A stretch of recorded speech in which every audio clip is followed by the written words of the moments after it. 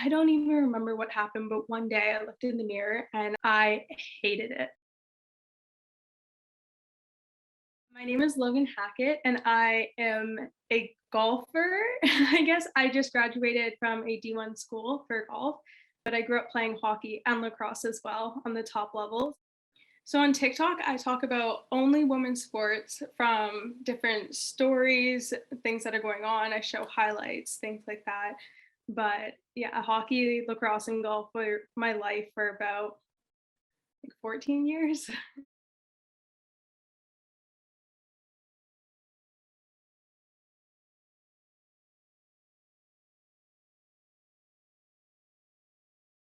Dietary issues, I think, started like when I was way young, but it was always okay, if I eat these calories, I'm going to work out, I'm going to train, it's all going to balance. So it wasn't really an issue growing up. And when I stopped playing competitive hockey and lacrosse because I had too many concussions, that's kind of when everything started to catch up to me because I was still on the same kind of diet regime and eating habits, but I wasn't doing anything to offset it or even like exercise. I mean, I play golf, but it's not really that rigorous of exercise. It was the way how it sat on my body really bothered me. I actually fell into an eating disorder pretty badly, and I wouldn't eat breakfast. I told myself I was doing intermittent fasting. I don't know if I actually was doing it properly. I lost upwards of, I think, like 70, 60 pounds, I guess.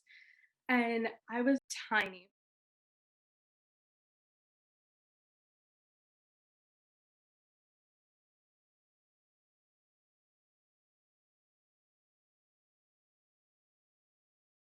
My name is Bella Bauman. I play beach volleyball. I love beach volleyball because we get to travel to so many fun places, and because it's only two people per team, you get to be so involved with every play. And it's just such a unique sport that I love the atmosphere and the chill um, vibes around it. The typical look of a beach volleyball player is tall and skinny. And so I would take notes from my surroundings and then I would like force myself to fit into that mold. And then going to college, it adds another level of it just because I think the environment of college athletics for women is just you're very focused on your body and you start weightlifting. And then I started to gain a lot more weight just from muscle and it freaked me out. I didn't have a concept of like when you gain muscle, like you really gain weight. It kind of was just this like cycle of not wanting to gain too much weight and then restricting and then probably eating too much.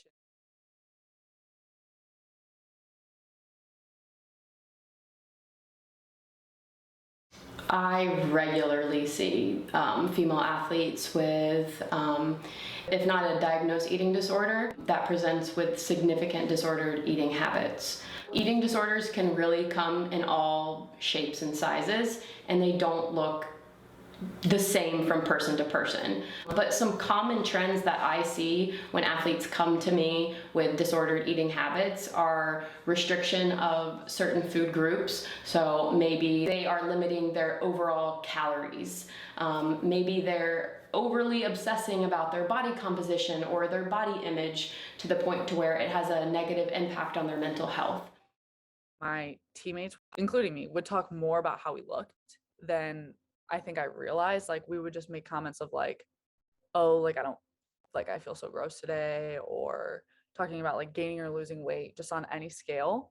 There were times when I was like, how is it that I'm doing so much and yet I don't feel like I look like an athlete?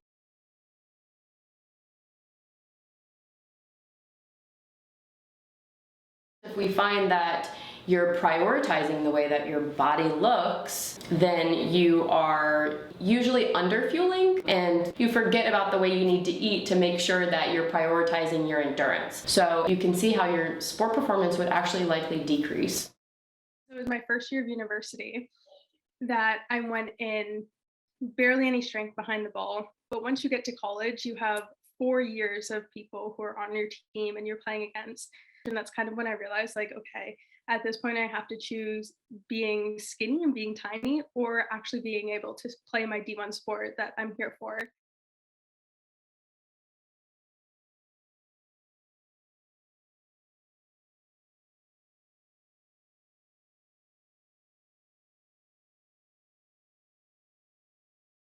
There aren't really any cookie cutter meal plans that everybody can follow that will apply to everybody.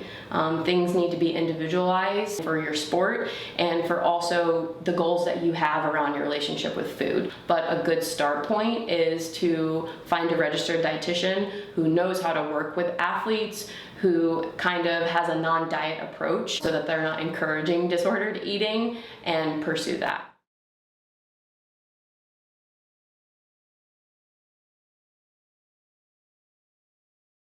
I was a nutrition major in undergrad, so I think I had a lot of the information, and that's what helped me kind of get a better grasp on things and like kind of identify my patterns of behavior.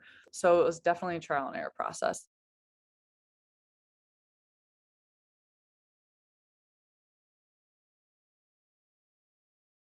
I think there was a week that like I didn't eat any meat products, and then I just was like, okay, let me stick with it. At that point, I wasn't really researching it. I was just like, okay, it's not as many calories, it's not as many fatty foods, so let me do it.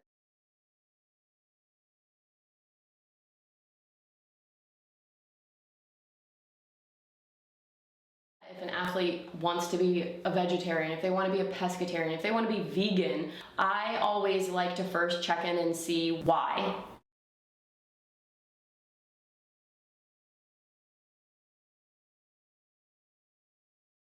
If they have the restrictions for a valid reason, there's absolutely ways that we can prioritize the diet and make sure that they're getting the nutrients that they need. Not eating meat products for so long actually messed with my system, so now it's not a choice, but now I know how to eat healthy. In general, all athletes should be making sure that they are eating enough carbohydrates, protein, healthy fat, and that they're eating enough overall calories or energy for the day. If you're hungry, eat. It's not going to be a big deal.